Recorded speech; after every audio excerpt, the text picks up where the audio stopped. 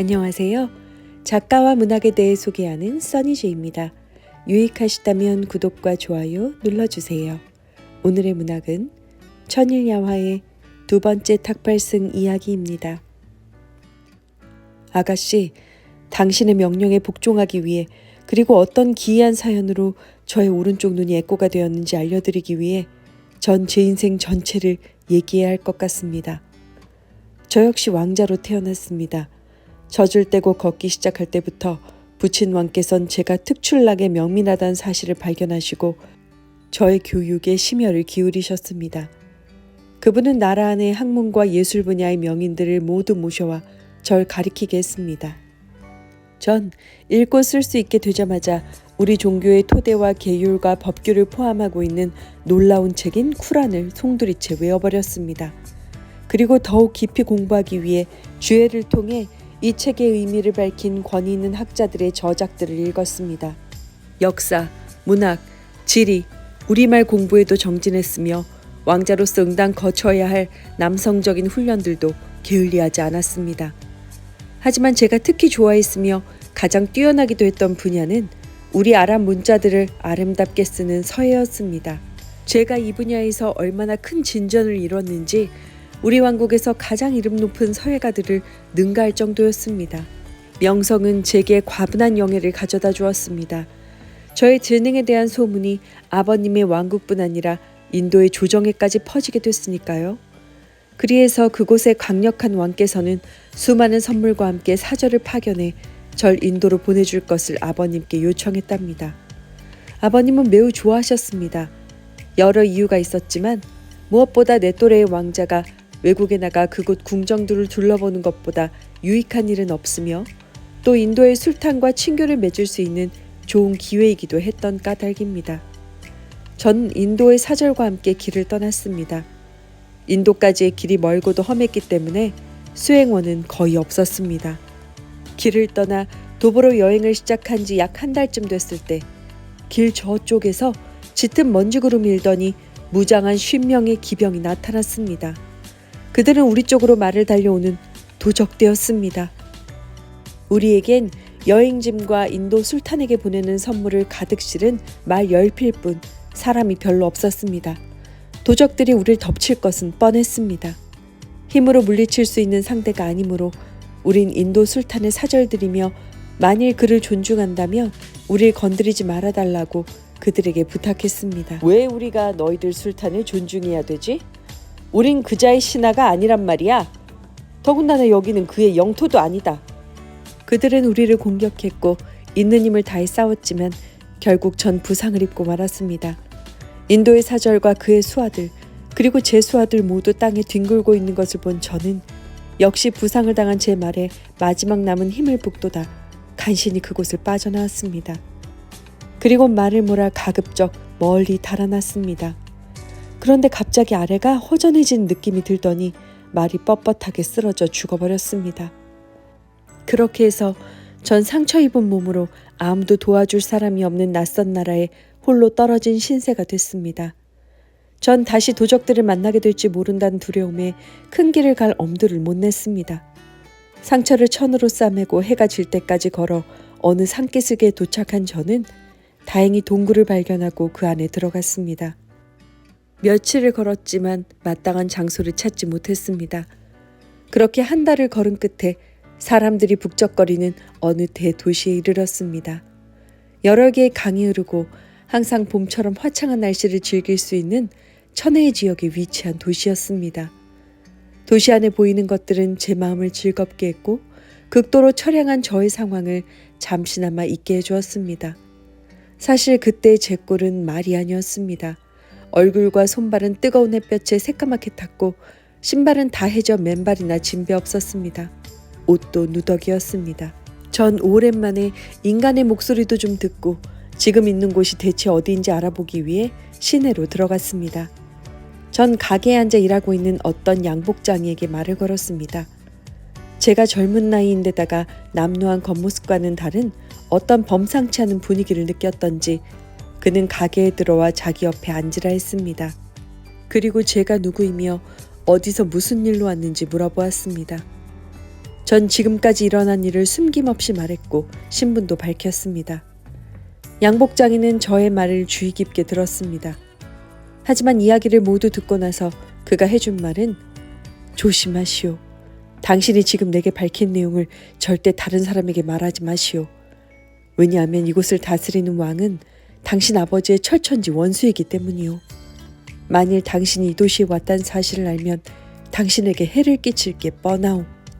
어쨌든 전 양복쟁이에게 감사를 표하면서 앞길이 막막한 저에게 유익한 충고를 해주신다면 그대로 따를 것이라 했습니다. 그는 제가 몹시 굶주렸으리라 생각하고 먹을 것을 가져와 배를 채워줬을 뿐 아니라 자기 집에 유숙하라고 권해주기까지 했습니다. 거기 기거한 지 며칠이 지난 후 길고도 힘든 여행에 피로해서 충분히 회복한 것을 본 양복장이는 저에게 다른 사람에게 기대지 않고 살 수 있는 어떤 기술 같은 것이 있냐고 물었습니다. 왜냐하면 우리 종교권의 왕자들 대부분은 뜻밖의 역경이 찾아와 생활이 어려워질 경우 대비해 써먹을 만한 기술을 몇 가지 익혀두는 것이 상례였기 때문입니다. 전 각종 법률에 능통하고 문법학자이자 시인이며 특히 완벽한 서예 솜씨를 가지고 있다고 말했습니다. 이 나라에선 그런 종류의 지식은 쓸모가 없어. 충고를 하자면 우선 간편한 옷으로 갈아입으시오. 보아하니 체격에 꽤 쓸만한 것 같은데 저쪽 숲에 가서 땔감용 나무를 해오시오. 그걸 팔아 돈을 벌면 다른 사람에게 손 벌리지 않고도 혼자 살 수 있을 것이오. 내 정체가 발각될 수 있다는 두려움, 그리고 생계를 위한 절박함 때문에 전 이 천하고 힘든 일을 하기로 결심했습니다. 이튿날 양복장이는 내게 끈과 도끼를 사다 주고 같은 일로 생계를 유지하고 있는 가난한 주민들에게 절 소개해주면서 그들이 일하는 곳으로 데려가 달라 부탁했습니다. 그들은 나를 숲으로 인도했고 첫날부터 저는 커다란 나무 한 짐을 머리에 이고 돌아와 시장에서 조그만 금화 한 잎을 받고 팔 수 있었습니다. 전 짧은 시간 안에 꽤 많은 돈을 벌 수 있었고 양복장이가 빌려준 돈도 갚을 수 있었습니다. 이런 식으로 생활한 지도 약 1년이 되었을 때입니다. 어느 날 평소보다 더 깊숙한 숲에 들어간 저는 매우 경관이 좋은 장소에 이르러 나무를 자르기 시작했습니다. 그런데 나무 뿌리를 뽑아내던 저는 쇠고리가 달린 쇠뚜껑에 문을 발견했습니다. 전 즉시 위에 덮인 흙을 털어내고 쇠뚜껑을 들어 올렸습니다. 그 안에는 지하로 통하는 층계가 나 있었고 도끼를 들고 전 아래로 내려갔습니다. 거기엔 널찍한 궁의 내부가 펼쳐져 있었고 마치 빛이 잘 드는 지상에 지어진 것처럼 모든 것이 환하게 밝혀져 있었습니다. 회랑에는 벽옥으로 된 기둥들이 있었는데 거대한 황금 덩어리가 기둥머리를 이루고 있었습니다. 전 회랑을 따라 나아갔습니다. 그런데 저쪽에서 귀부인 한 명이 나타나 제 쪽으로 오는 게 아니겠습니까? 거동은 너무도 기품이 있고 우아했으며 용모는 선녀처럼 아름다워서 보는 순간 도저히 시선을 뗄 수 없는 그런 절세 미인이었습니다. 당신은 누구시죠? 인간인가요? 정령인가요? 부인, 전 인간입니다. 그렇다면 어떻게 해서 이 안까지 들어오게 되셨죠? 제가 이 안에 있은 지 25년인데 인간은 한 명도 보지 못했어요. 부인의 질문에 답하기에 앞서 이렇게 뜻하지 않은 만남에 제 마음이 너무나도 기쁘다는 사실을 말씀드리고 싶군요. 이 만남은 지금 고통 속에 빠져있는 저에게 큰 위로가 되며 한편으로는 부인을 지금보다 훨씬 더 행복하게 해줄 기회가 있기 때문입니다. 저는 저에 대해서 그 부인에게 자세히 설명했습니다. 왕자님께선 잘 보셨어요. 이곳은 겉보기엔 아주 웅장하고 화려해 보이지만 사실은 지겨운 감옥에 불과해요. 아무리 멋진 장소라 하더라도 억지로 잡혀있으면 전혀 즐겁지 않은 법이죠. 왕자님께선 에피티마로스 대왕이란 이름을 들어보셨나요? 귀중한 흑단이 풍부해 흑단의 섬이란 이름이 붙은 나라의 국왕 말입니다. 그분이 바로 저의 부친이세요. 부왕께서는 저희 사촌이었던 왕자를 제 배우자로 선택해 주셨습니다. 신혼 첫날 밤 궁정과 흑단의 섬 수도 전체가 축제 분위기에 쌓여 있었고 신부인 저는 신랑에게 인도되려 하고 있었습니다. 그런데 그 순간 어떤 정령이 나타나 절 납치해가는 게 아니겠어요? 전 기절했고 정신을 차려보니 바로 이 지하 궁전에 와 잡혀 있었지요. 처음에 전 살고 싶은 마음이 없었어요. 하지만 시간이 지나니까 그 흉측한 정령과 함께 사는 것도 견딜만 하게 되더라고요. 정령은 열흘에 한 번 들러 저하고 하룻밤 잠자리를 같이 합니다. 하지만 그 이상은 오지 않습니다. 그는 다른 여자하고 결혼한 상태인데 그 여자가 알면 시샘을 부릴 거라나요? 하지만 만일 그가 필요할 때 제 방 입구에 있는 어떤 부적을 만지기만 하면 낮이든 밤이든 언제나 나타난답니다. 정령은 엿새 후에 나오니 만일 왕자님께서 원하신다면 닷새 동안 저하고 여기 함께 계셔도 됩니다. 제가 왕자님의 신분과 가치에 걸맞게 극진히 대접하겠습니다. 전 목욕을 한 후 화려하고 호사스러운 옷으로 갈아입었습니다. 잠시 후 그녀는 기가 막히게 맛있는 음식들로 상을 차렸습니다. 우린 함께 먹었고 그렇게 그날 하루를 즐겁게 보냈습니다. 그날 밤 그녀는 저를 자기 침대에 들여주었습니다. 그 이튿날도 그녀는 절 즐겁게 해주려고 온갖 정성을 다했습니다. 아름다운 공주여, 그댄 너무 오랫동안 이곳에 산채로 매장돼 있었소. 나를 따라 이곳을 나갑시다. 여기에서 즐기고 있는 이 거짓된 빛은 버리고 밖으로 나가 진정한 빛을 누립시다. 왕자님, 그 얘긴 그만하세요. 열흘 중 하루만 정령에게 양보하고 나머지 9날은 당신과 보낼 수 있다면 세상에서 가장 아름다운 빛도 제겐 아무것도 아니에요. 공주, 보아하니 그 정령놈이 무서워 그러는 것 같구려. 근데 난 놈이 하나도 안 무섭단 말이오. 심지어 마법의 글귀가 적혀있는 저 부적을 산산이 부숴버릴 수도 있어. 그놈이 온다고? 그럼 기다리지. 그놈이 얼마나 무섭고 힘이 센지 모르지만 내 주먹 맛을 단단히 보여줄 거요. 그건 우리 둘 다 망하는 지름길이라고요.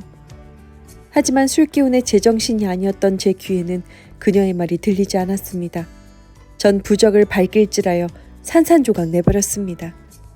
부적이 부서지자마자 세상이 캄캄해지고 연신 번개가 쳤습니다.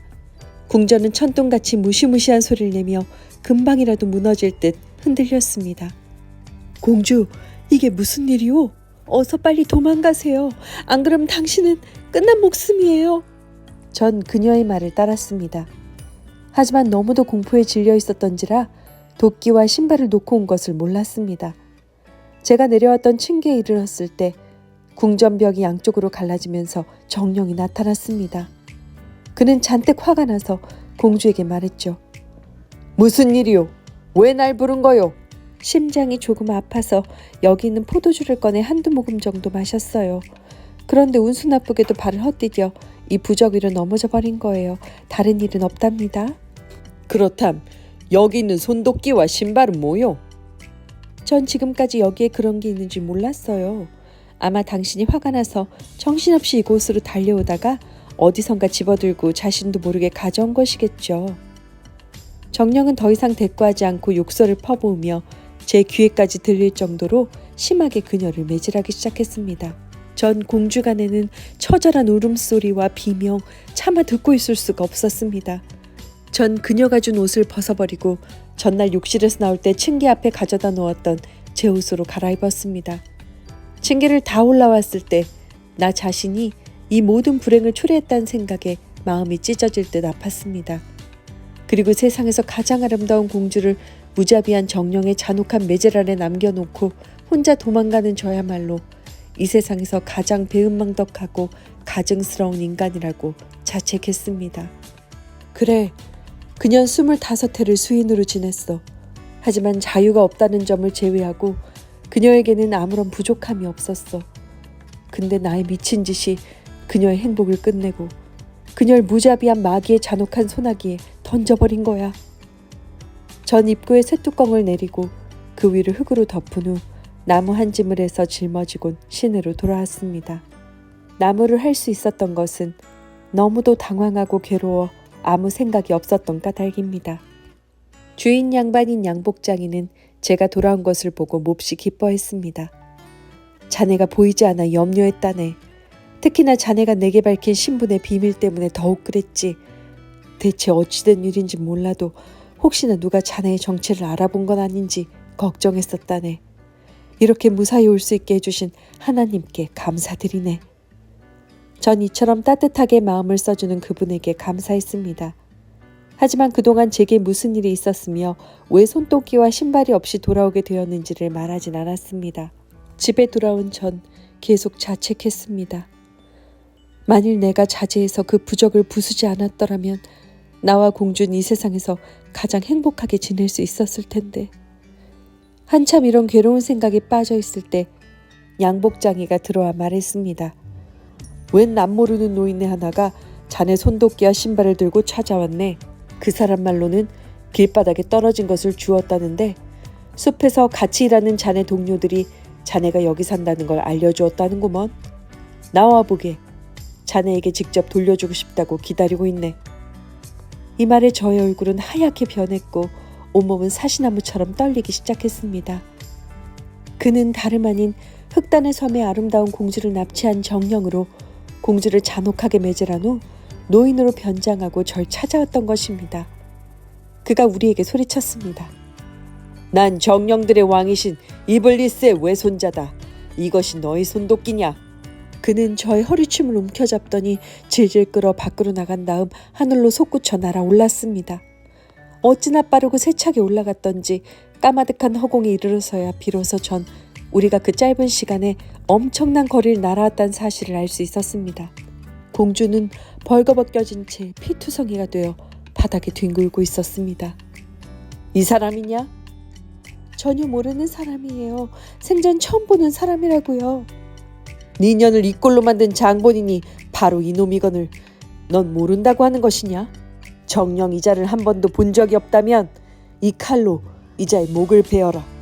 어떻게 생전 처음 보는 무고한 사람을 죽일 수가 있겠습니까? 제가 세상에서 가장 배은망덕하고 사악한 자라 할지라도 그녀가 보여준 신이 있는 태도를 저 또한 취하지 않을 수가 없었습니다. 태어나서 지금 처음 보는 분인데 어찌 알 수 있겠습니까?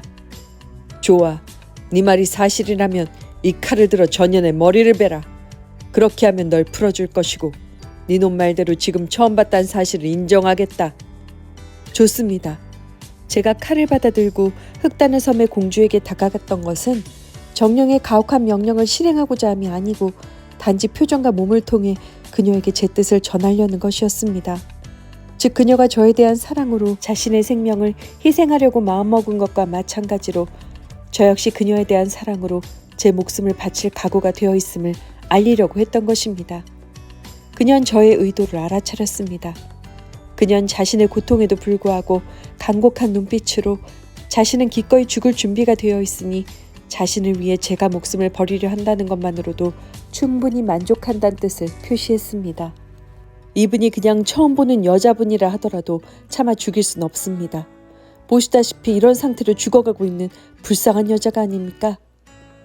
당신의 처분에 맡길 테니 마음대로 하십시오. 하지만 당신의 야만스러운 명령은 따르지 않겠습니다. 오라, 이젠 둘이서 함께 내게 맞서는구나. 그런 식으로 날 모욕하고 약 올리겠단 말이지. 괴물은 칼로 공주의 한쪽 팔을 잘랐습니다. 그녀에게 남은 시간이란 남은 한 팔로 제게 마지막 작별 인사를 보내는 짧은 순간뿐이었죠. 이미 피를 많이 흘린 그녀는 곧 숨을 거두었고 이 참혹한 광경에 전 기절했습니다. 얼마 후 다시 정신을 차린 저는 정령에게 이처럼 죽음을 기다리게 하느니 차라리 빨리 목숨을 끊어달라고 애원했습니다. 정령은 저에게 동물의 모습으로 바꿀 테니 선택을 하라고 했습니다. 정령님, 제발 절 용서해 주세요. 세상에서 가장 훌륭했던 어떤 사람이 그를 심하게 질투한 그의 이웃을 용서해 주었단 말입니다. 정령은 이 두 이웃 사이 무슨 일이 있었느냐 물었고 이야기를 해달라고 했습니다.